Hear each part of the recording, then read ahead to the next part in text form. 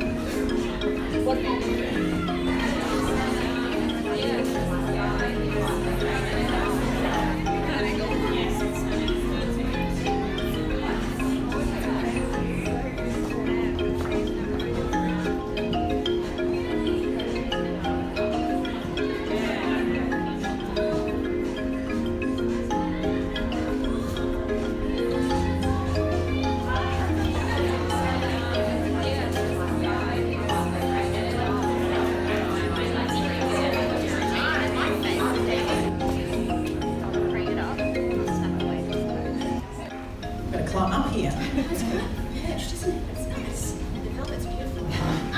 So, microphone. How did Alice Pleasance as a brand come about? You know, it's interesting because one of the things that is wonderful about the Walt Disney Company is that, you know, we have this phenomenal portfolio of amazing brands that are loved all around the world, of course, including here.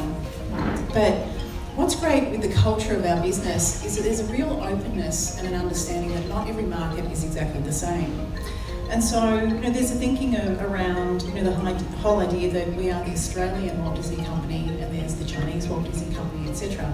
And what that does is it really gives us creative freedom to really think outside the box and think about, you know, what actually do Australian consumers want? You know, what is something that perhaps, what are the gaps that we might be able to fill ourselves. And both our Chinese and Japan markets had done an absolutely amazing job in creating beautiful high-end product for a sophisticated market.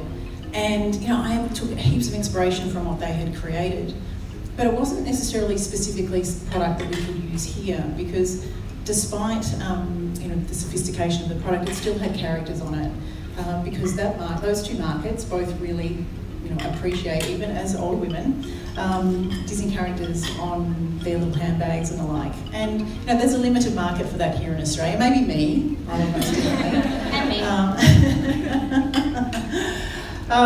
So I took inspiration from that. I thought, okay, well, how do we here in Australia appeal to a more sophisticated woman?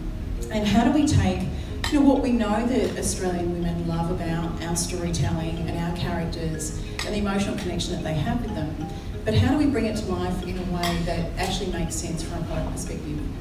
And so I was thinking about, well, you know, maybe we could bring to life a product range that's more about the essence of the character rather than the character itself.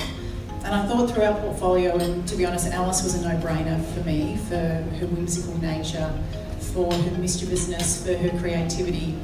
And you know, from that perspective, I thought, exactly as Lee said, well, who would Alice be if she was here today? So not Alice in Wonderland, the character, but if that person, if she was a person today in the modern world, what might she like? You know, what would appeal to her?